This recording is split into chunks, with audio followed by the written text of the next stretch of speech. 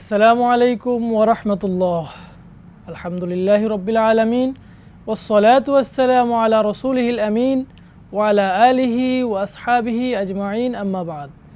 সুপ্রিয় দর্শক, দূরেও কাছে যে যেখান থেকে দেখছেন, মাহে রমাদানের এই গুরুত্বপূর্ণ সময়ে আপনাদেরকে স্বাগত জানাচ্ছি আপনাদের প্রিয় চ্যানেল 21 টিভির পর্দায় আপি ম্যাঙ্গো ফ্রুট ড্রিঙ্ক নিবেদিত সওয়াল জবাব অনুষ্ঠানে, powered by Bexi fabrics, co sponsor RICLTMX। সুপ্রিয় দর্শক, পুরো অনুষ্ঠান জুড়ে আপনাদের সাথে আছি আমি মোহাম্মদ সাজিদুল ইসলাম। আমরা আমাদের এই অনুষ্ঠানে আপনাদের মনের বিভিন্ন প্রশ্ন নিয়ে আমরা আলোচনা করে থাকি, আর এই আলোচনা অনুষ্ঠানে আমরা এক একদিন এক একজন বিশিষ্ট স্কলারকে আমন্ত্রণ জানিয়ে থাকি। আজকে আমরা একজন অতিথিকে আমন্ত্রণ জানিয়েছি। অতিথির সাথে আপনাদেরকে পরিচয় করে দিচ্ছি। আমাদের সাথে আজকে আছেন আবু তালহা তারিফ, লেখক, গবেষক, সাংবাদিক। আসসালামু আলাইকুম রহমতুল্লাহ।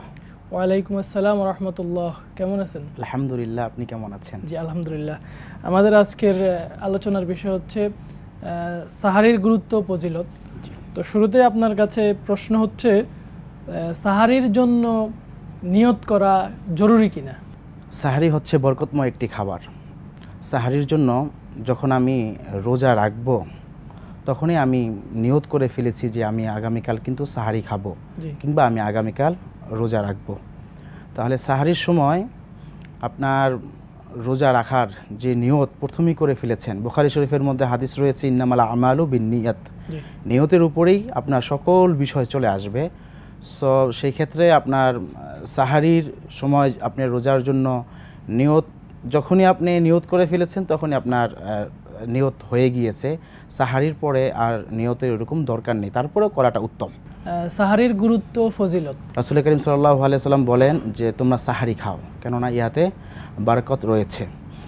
যখন সাহারিটা খাওয়া হয় তখন আল্লাহ সুবহানাহু ওয়া তাআলা তখন বরকত দিতে থাকে, রহমত দিতে থাকে, এবং তখন কল্যাণ হয়ে যায়। কল্যাণ আল্লাহ রাব্বুল আলামিন বান্দাকে দান করে। তখন যদি কেউ দোয়া করে সাহারির সময়, আল্লাহ রাব্বুল আলামিন সেই দোয়া কবুল আর মঞ্জুর করে নেয়। সাহারি না খেয়ে রোজা রাখে, তাহলে তার রোজা হবে কিনা? যদি কেউ উঠতে না পারে, যদি তার নিয়ত থাকে যে আমি সাহারি খাবো অথচ আমি উঠতে পারি নাই, সেই ক্ষেত্রে সে যদি তখনই রোজার নিয়ত করে ফেলে তাহলে তার রোজা হয়ে যাবে। তবে সে যে একটি বরকতময় খাবার এবং রাসূল করিম সাল্লাল্লাহু আলাইহি সাল্লামের যে একটি সুন্নত এবং যে দোয়া কবুলের যে একটি মহামূল্যবান যে সময়, এটা থেকে সে বঞ্চিত হয়ে গেল, অবশ্যই তার রোজা হয়ে যাবে ইনশাআল্লাহ। জি, আপনাকে অসংখ্য ধন্যবাদ। আমরা আবারও আপনার কাছে আসব। সুপ্রিয় দর্শক, সময় হলো একটি বিরতির পর আমরা আবারও ফিরে আসব। ততক্ষণে আমাদের সাথেই থাকুন। সুবহানাল্লাহি ওয়া বিহামদিহি, সুবহানাল্লাহিল আযীম।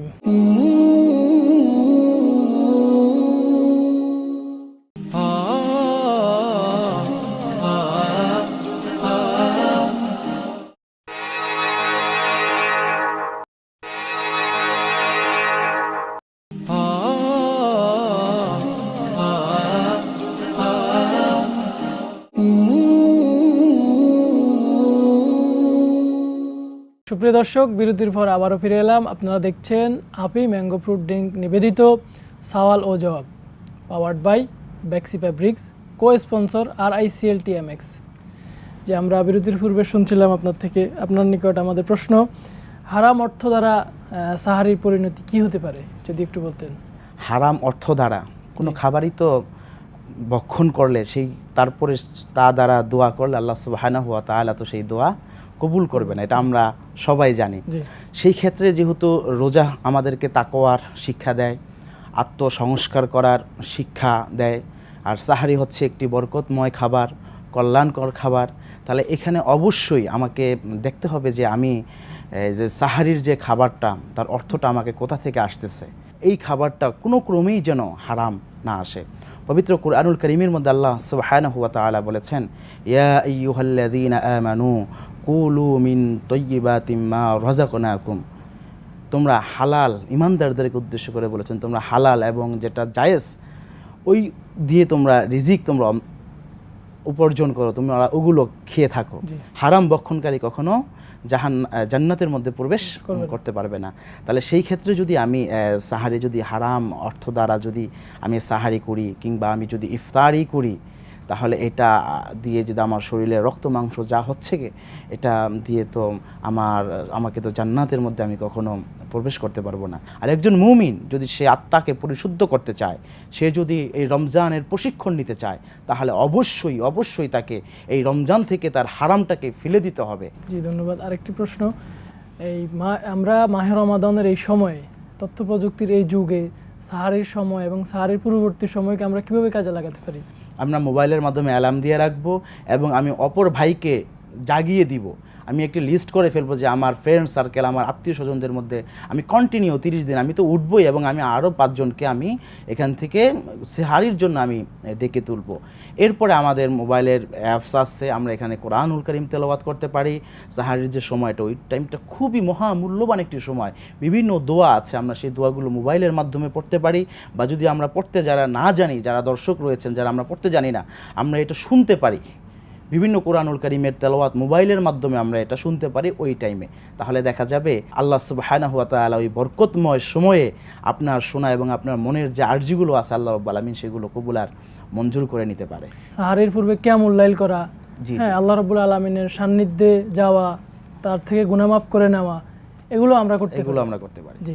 তারপর আরেকটি প্রশ্ন হচ্ছে, সাহারিতে আমরা কি খাওয়া আমাদের জন্য সুন্নাহসম্মত? রাসূল সাল্লাল্লাহু আলাইহি ওয়াসাল্লাম কি খাবার খেতেন, সাহাবায়ে কেরাম কি খাবার খেতেন সাহারিতে, যদি একটু বলতেন। যে খাবারগুলোর মধ্যে বরকত রয়েছে, যে খাবারগুলো রাসূল করিম সাল্লাল্লাহু আলাইহি ওয়াসাল্লাম খেয়েছেন সাহারিতে, আমাদের উচিত সেই সকল খাদ্যগুলো সাহারির টেবিলে রাখা।